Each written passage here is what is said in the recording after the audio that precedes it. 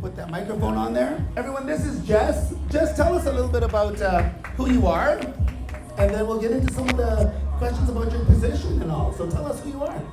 I've never known how to answer that question. That's Bogorski, so that's a start. I married a Polish guy, so yeah.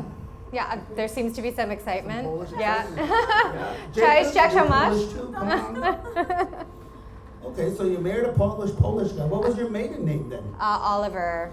Oh, what culture is that? My mom's Portuguese. She's from Africa. She lived in a colony there. Yeah, and my dad is Canadian through and through.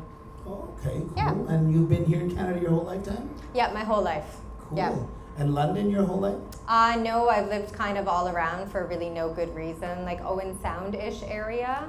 Oh, yeah, that's if anybody Cape Croker knows. Way, eh? And that's Saugeen. We have Saugeen, some yeah. Saugeens here somewhere. I feel like we're going to be very connected between the Polish and the Saugeen connection. Yeah. And how long have you been at Fanshawe College for? 10 years. This is home. Geez, yeah. So you can help the young fella there learn the ropes, eh?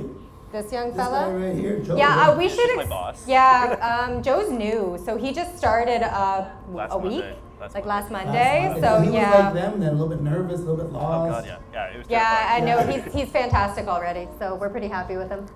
Thank you. Well, tell us about this. You're the chair now. That sounds important because we know a guy who runs a big center here named Guy. Yeah. This guy is like top of the food chain. So a chair means you're the top, or what does the chair mean? It means I manage a lot of people, but that's the less exciting part. It means I get to create cool programs and courses and spend a lot of time connecting with students. So that part is really fun. And this is the School of Language and Liberal Studies. Tell us about that. I'm not sure if anybody's going in that field, but tell us how that relates to careers and where it goes. Yeah, no problem. So actually every student at the college takes our curriculum. How many people are taking RIT? Yeah, RIT comes out of our world, so your writing and your communications curriculum, and you'll take a general education course, so a gen ed. That comes out of the School of Language and Liberal Studies, and I think a couple people are taking general arts and science, so that lives with us too. And our school is also the place where all the Indigenous curriculum is as well. Oh, cool. Yeah. So were you a part of designing that with the team or guiding them? Or? Yeah, so we really trusted a lot of community members and subject experts to design the curriculum. That's not my area, nor is it my background, so it's not really my place to design the curriculum. So we just work with them to just put the program structures in place so they can do their thing. Cool. And did you learn anything while you were doing all that about the Indigenous peoples? I did learn a lot, actually. Tell us 5 things you learned. 5? 5 things, and we'll count them in Cree. Bayak? Okay, number 1, that... Wait, you didn't repeat. Bayak? I didn't realize until I went to a community consultation at Chippewa last year what an impact residential schools had on people. Yeah, for sure. Intergenerational trauma isn't a thing in education for my family, and I've had a lot of Indigenous students when I was teaching in the classroom over the years, and I just didn't get it until that moment. Okay. Niche? That sometimes class doesn't need to be taught in a traditional way, and sometimes sitting in a circle is education too. Okay. Nishto? Buddy, wait. Nishto. Oh. Nishto? Go ahead. I feel like you're going to learn a lot by the end of this.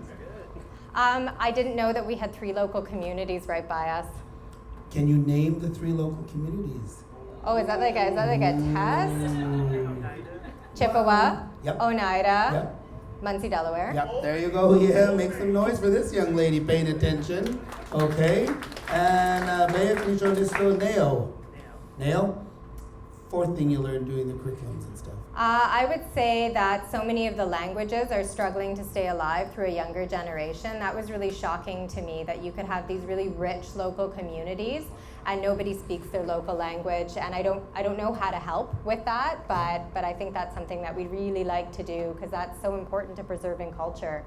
I know we were very impressed on our team, and Jacob, who's not native working for Turtle Concepts, we used as much language as possible with him, and he picked it up really, really quickly, Jacob? So Jacob knows how to speak a little bit of Ojibwe, and he has used it everywhere when we go, and people kind of giggle about it because he's so good at it. He even sounds niche, so it's a cool thing. So any of you students enrolling this year know any of your language?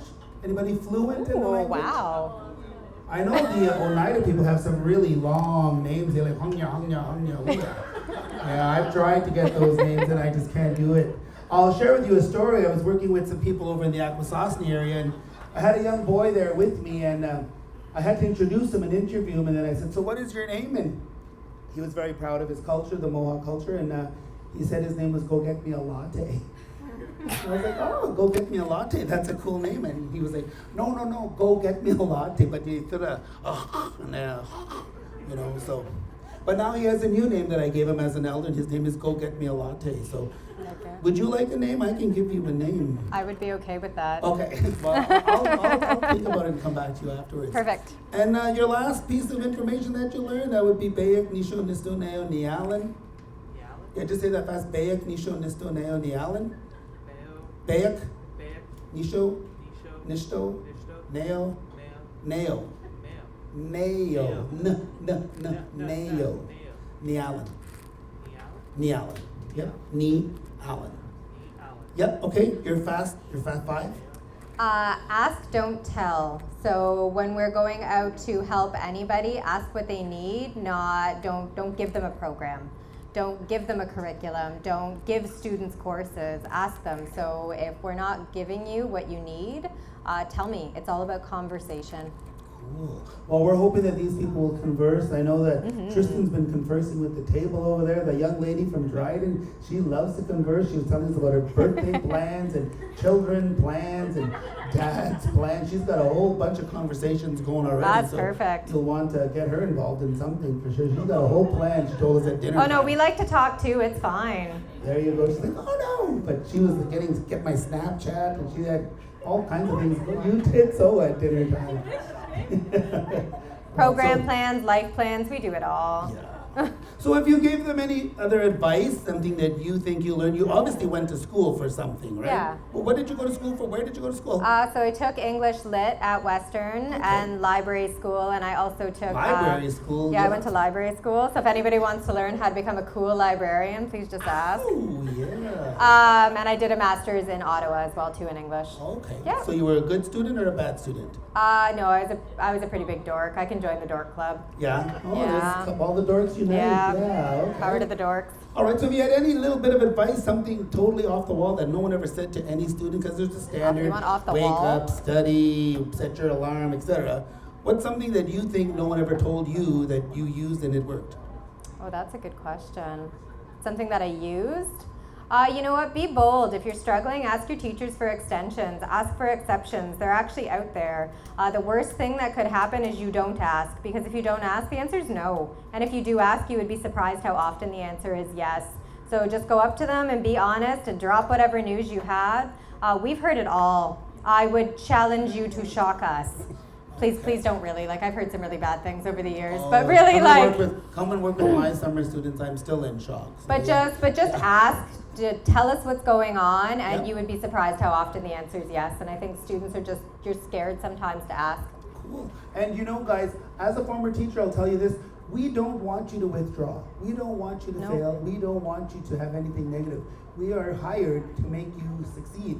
Oh gosh. And yeah. sometimes it may not look like that. We may use reverse psychology, we may use methods you don't understand. Our ultimate goal is to make you pass so that we keep our jobs. Can you imagine if you all failed? We wouldn't have a job. People would say you're no good. So don't be afraid to be bold, as she says, bold. and go and ask if there's an extension, for help, a tutor, or something. Yeah, So anything. cool to know.